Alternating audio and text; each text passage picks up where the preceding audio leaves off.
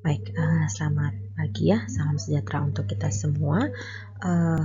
Hari ini kita akan belajar materi gangguan pada sistem reproduksi pada wanita usia subur mengenai kontrasepsi ya.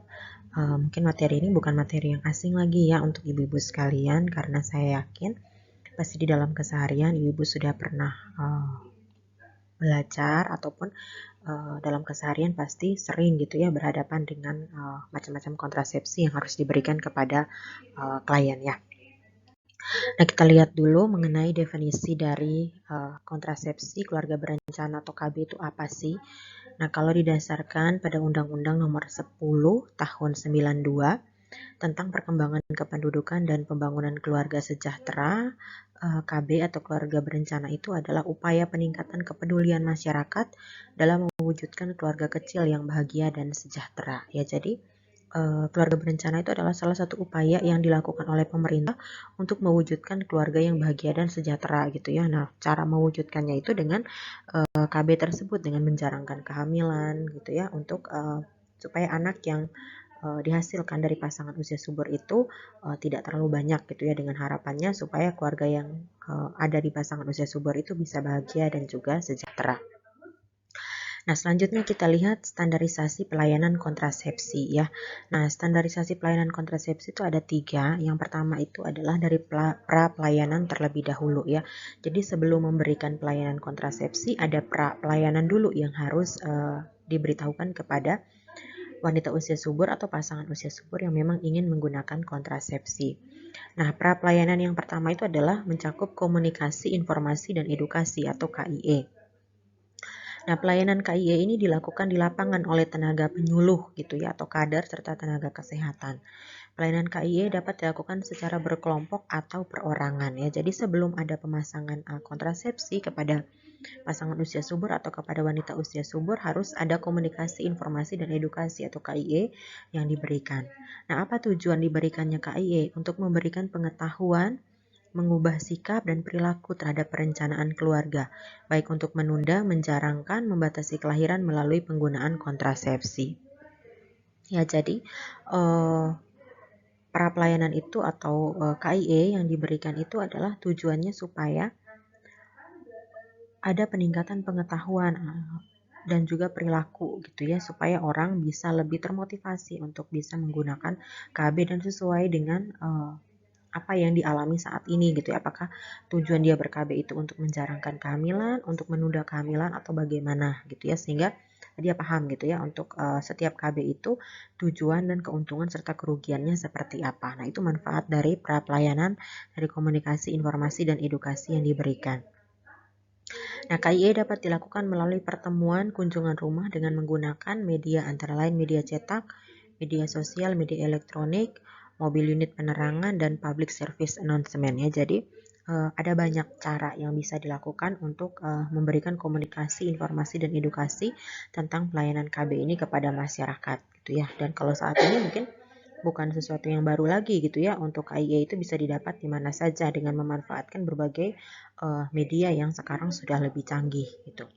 Penyampaian materi KIE disesuaikan dengan kearifan dan budaya lokal ya. Jadi penyampaian untuk materi KIE ini tentang pelayanan KB memang harus disesuaikan dengan budaya lokal masyarakat sekitar situ gitu ya. Mungkin disesuaikan dari sisi bahasanya, penyampaiannya bagaimana, kemudian dari budayanya bagaimana sih, memperbolehkan atau tidak sih untuk penggunaan kontrasepsi gitu ya.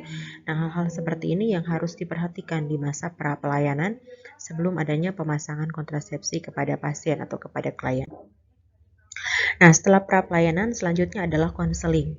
Konseling dilakukan untuk memberikan berbagai masukan dalam metode kontrasepsi dan hal-hal yang dianggap perlu untuk diperhatikan dalam metode kontrasepsi yang menjadi pilihan klien berdasarkan tujuan reproduksinya. Ya, jadi setelah adanya KIE di fase pra pelayanan, selanjutnya harus ada konseling antara petugas kesehatan dengan pasien atau dengan klien. Apa tujuannya? Supaya ada masukan yang bisa diberikan mengenai metode kontrasepsi yang bisa dipakai oleh klien gitu ya. Apakah metode kontrasepsi yang diinginkan oleh klien itu sesuai dengan tujuan dia ber-KB, sesuai dengan umurnya, karena ada beberapa keuntungan dan kerugian yang akan didapat dari setiap metode kontrasepsi yang diberikan. Sehingga penting sekali harus adanya konseling antara pasien dengan tenaga kesehatan sebelum adanya pemasangan KB.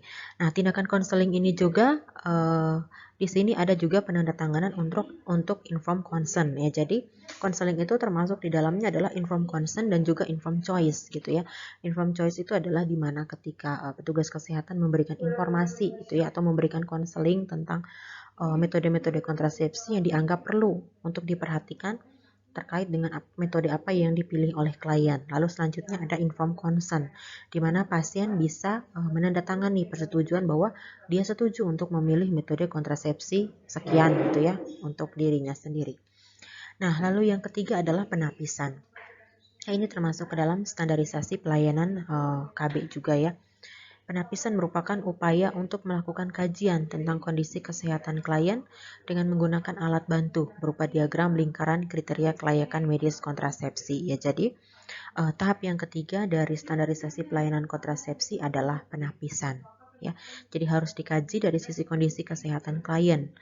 Ya, apakah memang sesuai dengan metode kontrasepsi yang dipilih atau tidak. Nah, kondisi kesehatan dan karakteristik individu akan menentukan pilihan metode kontrasepsi yang diinginkan dan tepat untuk klien. Ya, jadi semua metode kontrasepsi yang ada tidak semuanya itu bisa digunakan oleh klien. Ada beberapa hal yang bisa diperhatikan, misalnya dari sisi kondisi kesehatan klien. Ya, ada beberapa penyakit yang misalnya memang memungkinkan untuk klien itu tidak bisa menggunakan salah satu jenis metode kontrasepsi, gitu ya.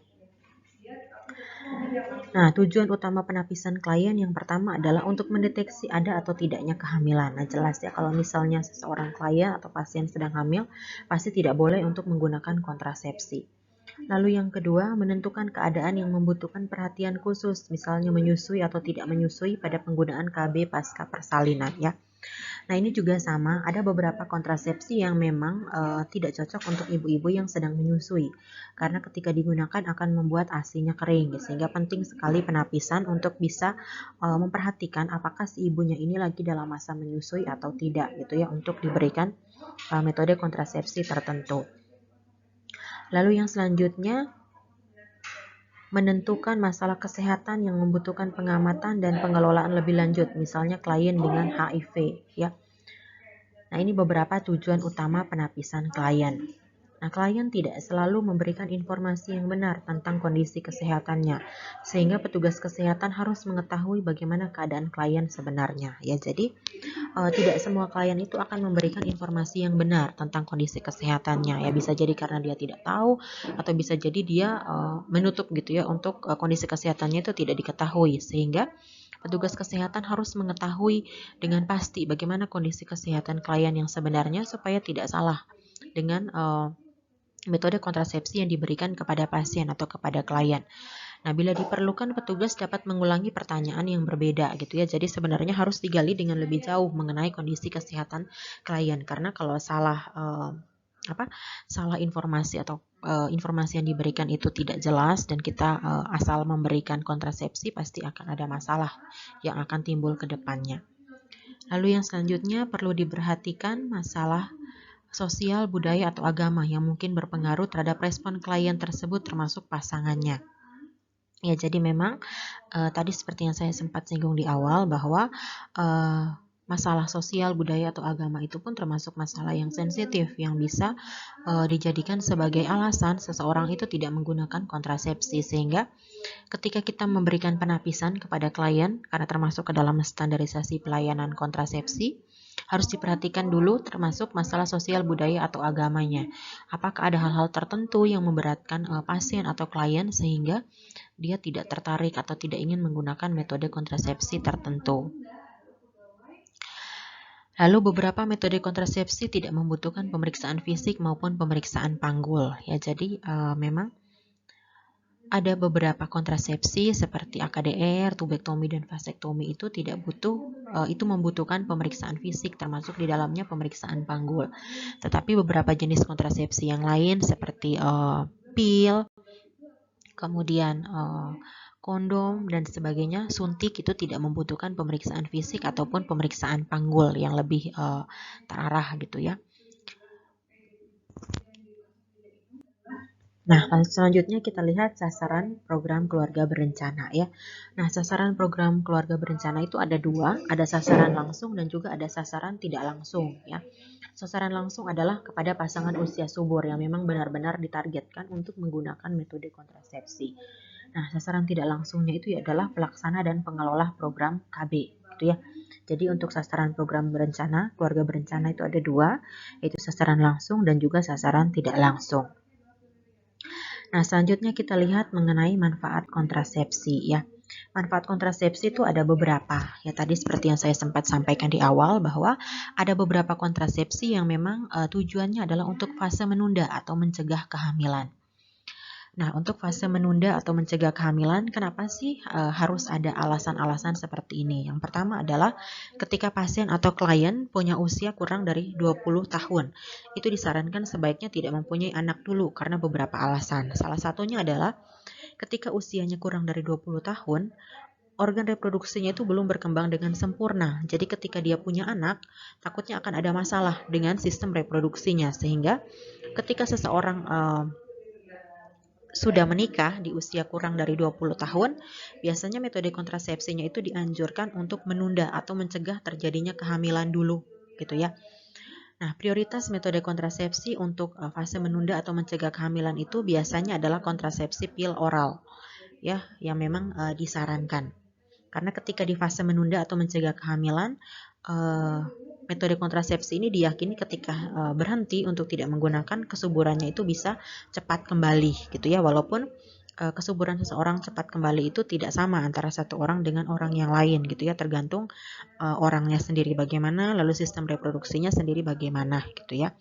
Tetapi memang diyakini bahwa kontrasepsi pil yang diminum secara oral itu lebih cepat untuk kesuburannya itu segera kembali untuk pasangan usia subur yang memang ada di fase untuk menunda atau mencegah kehamilan. Nah, untuk kondom ini memang kurang menguntungkan karena ya ada beberapa resiko. Resiko kegagalan untuk penggunaan kondom itu tinggi. Ya, apalagi dengan frekuensi senggama yang tinggi sehingga ketika seseorang atau pasangan usia subur ada di fase menunda atau mencegah kehamilan, sebaiknya tidak menggunakan kondom gitu ya untuk jangka waktu yang lama. Karena pasti resikonya itu ada. Resiko kegagalan kondom itu tinggi gitu ya dibandingkan dengan metode kontrasepsi pil. Walaupun memang pil pun ada resiko untuk kegagalan, tetapi dari sisi dari sisi kegagalan yang lebih tinggi itu adalah dari sisi penggunaan kontrasepsi kondom ya. Nah, lalu yang kedua adalah manfaat penggunaan KB adalah fase menjarangkan kehamilan. Kalau tadi menunda, yang ini menjarangkan. Nah, untuk menjarangkan itu adalah di periode usia istri antara 20 sampai dengan 30 atau 35 tahun. Ya. Nah, periode menjarangkan itu adalah menjarangkan kehamilan dengan jarak kehamilan kurang lebih 2 sampai 4 tahun dan jumlah anak 2 tahun, gitu ya. Nah, kenapa harus menjarangkan? Karena ketika misalnya seseorang sering hamil dan juga melahirkan di usia anak yang terlalu dekat, takutnya dari sisi psikologis istri atau ibu itu akan terganggu dengan jumlah anak yang banyak, dengan jumlah kelahiran yang berturut-turut. Itu pasti akan mengganggu dari sisi psikologis ibu dan juga akan mengganggu juga dari sisi psikologis anak gitu ya, karena anaknya jarang diperhatikan, karena adanya adiknya yang lain gitu ya. Nah, itu sehingga ada tujuan KB yang lain adalah fase menjarangkan kehamilan. Nah, untuk KB yang memang dianjurkan untuk menjarangkan kehamilan itu adalah KB IUD ya. Nah, untuk IUD memang angka kegagalan atau risiko untuk kegagalannya itu lumayan rendah gitu ya, sehingga memang ini dianjurkan untuk pasangan usia subur yang memang ada di fase menjarangkan kehamilan. Lalu fase yang ketiga dari tujuan seseorang ber-KB adalah fase menghentikan atau mengakhiri kehamilan atau mengakhiri kesuburan. Nah, untuk fase ini adalah di usia istri lebih dari 30 tahun atau terutama itu lebih dari 35 tahun ya, karena normalnya seseorang itu hamil di usia 20 sampai dengan 35 tahun. Itu termasuk kategori umur yang aman untuk seseorang hamil. Kalau 20, kurang dari 20 takutnya sistem reproduksinya belum berkembang dengan sempurna, dan kalau lebih dari 35 tahun itu takutnya organ reproduksinya itu memang sudah tidak sebaik ketika dia ada di fase yang aman untuk hamil gitu ya. Sehingga ketika periode usia istri itu lebih dari 35 tahun, biasanya mereka sudah harus ada di fase menghentikan atau mengakhiri kehamilan atau kesuburannya. Nah, dianjurkan tidak hamil lagi ya karena alasan medis ya, juga dengan tadi yang saya sampaikan bahwa sistem reproduksinya sudah tidak sebaik ketika dia ada di usia yang aman untuk hamil. Nah, pilihan utama untuk fase menghentikan kehamilan itu adalah kontrasepsi mantap gitu ya. Kontrasepsi mantap itu di dalamnya termasuk tubektomi dan juga vasektomi ya. Nah, pil oral kurang dianjurkan karena kemungkinan efek samping dan komplikasi ya. Karena memang kalau pil oral biasanya ini mengandung hormon. Nah, karena dia mengandung hormon, biasanya akan ada efek samping dan komplikasi yang akan timbul. Apalagi dengan usia istri yang sudah lebih dari 35 tahun gitu ya, pasti akan ada komplikasi yang timbul. Sehingga ketika pasangan usia subur ada di fase menghentikan atau mengakhiri kehamilan atau kesuburan, biasanya pilihan utamanya itu adalah kontrasepsi mantap. Ya, ini beberapa contoh kontrasepsi ya yang disesuaikan dengan tujuan seseorang ber-KB. Kalau fase menunda kurang dari 20 tahun itu biasanya yang dianjurkan adalah kontrasepsi untuk oral ya. Kalau fase menjarangkan itu biasanya dianjurkan adalah IUD. Ya, kalau fase mengakhiri biasanya kontrasepsi mantap, bisa juga di dalamnya ada IUD, implan dan sebagainya gitu ya. Nah, ini untuk macam-macam kontrasepsi. Ya, ini adalah kontrasepsi yang memang menggunakan alat gitu ya yang ada di sini. Ada suntikan, kemudian ada pil, ada IUD, ada kondom gitu ya. Sebenarnya masih banyak kontrasepsi yang lainnya gitu ya yang termasuk ke dalam metode kontrasepsi sederhana itu tidak ada di gambar sini gitu ya. Tetapi saya yakin ibu-ibu tahu gitu ya metode kontrasepsi sederhana itu apa saja. Nah, selanjutnya kita lihat untuk kontrasepsi hormonal ya. Nah, untuk cara kerja kontrasepsi hormonal itu adalah menekan sekresi gonadotropin dan sintesis steroid seks di ovarium gitu ya. Lalu juga mengentalkan lendir serviks, mengubah motilitas atau pergerakan tuba sehingga transportasi spermanya menjadi terganggu. Lalu juga perubahan dalam fungsi korpus luteum ya. Ini beberapa cara kerja dari penggunaan kontrasepsi hormonal. Nah, mekanisme kerjanya adalah yang pertama menekan ovulasi, mengurangi pengangkutan sperma dalam tuba falopi, mengubah endometrium, dan yang terakhir adalah mempertebal lendir serviks gitu ya. Nah, lalu selanjutnya contoh daripada penggunaan KB hormon adalah AKBK, alat kontrasepsi bawah kulit atau implan ya. Nah, untuk implan masa kerjanya adalah 5 tahun. Kontrasepsi implan adalah metode kontrasepsi yang diinsersikan yang hanya mengandung progestin dengan masa kerja panjang, dosis rendah, dan reversible untuk wanita. Ya, reversible artinya kesuburannya itu bisa lebih cepat untuk kembali. Ya, ini beberapa contoh dari implan ya. Ada Norplan, kemudian ada Jadiana dan Indoplan, dan ada Implanon. Nah, cara kerjanya dari implan sama dengan cara kerja dari hormon progestin ya. Tadi sudah ada di depan. Nah, keluhan dari penggunaan implan adalah yang pertama membutuhkan tindakan pembedahan minor untuk insersi dan pencabutan ya. Jadi, memang kalau untuk implan itu butuh tindakan pembedahan ya, karena memang dipasangnya di lengan harus ada pembedahan minor yang dilakukan baik untuk insersi atau untuk pemasangannya dan juga untuk pencabutannya. Lalu tidak memberikan efek protektif terhadap infeksi menular seksual termasuk AIDS ya. Jadi tidak ada efek protektif yang diberikan dari penggunaan implan ya. Lalu kontraindikasi dan indikasinya sama dengan hormon progestin. Yang perlu diperhatikan adalah penggunaan IUD dan implan itu harus memang dilakukan oleh tenaga yang profesional, harus oleh tenaga kesehatan. Lalu pencegahan infeksinya pun harus benar ya. Lalu selanjutnya setelah AKBK ada kontrasepsi IUD atau AKDR, alat kontrasepsi dalam rahim ya.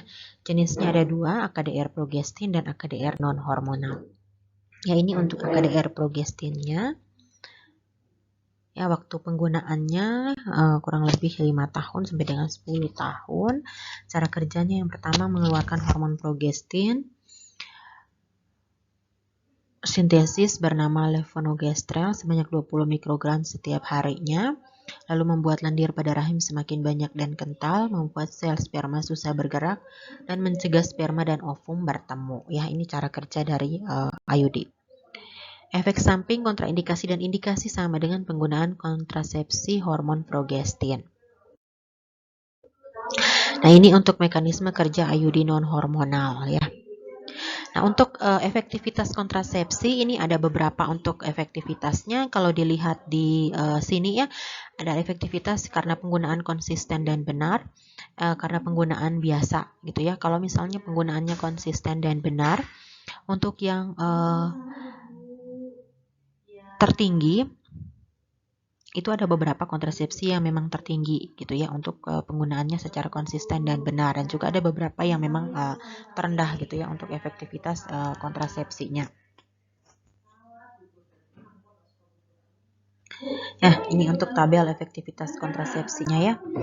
Nah, lalu selanjutnya dari penggunaan kontrasepsi termasuk di dalamnya adalah implan atau AKBK dan AKDR ya, atau IUD. Pencegahan infeksinya itu penting untuk diperhatikan ya. Karena memang tujuan dari pencegahan infeksi dalam pelayanan kontrasepsi yang pertama adalah mencegah infeksi pada waktu memberikan pelayanan metode kontrasepsi yang menggunakan alat-alat seperti suntik, pemasangan implan, AKDR, tubektomi, dan vasektomi.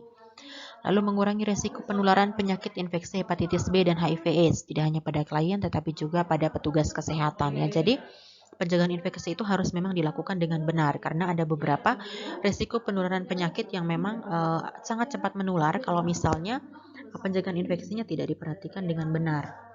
Ya, karena tadi seperti yang ada di depan bahwa ada kecenderungan beberapa pasien itu tidak jujur dengan kondisi kesehatan yang dialami saat ini gitu ya.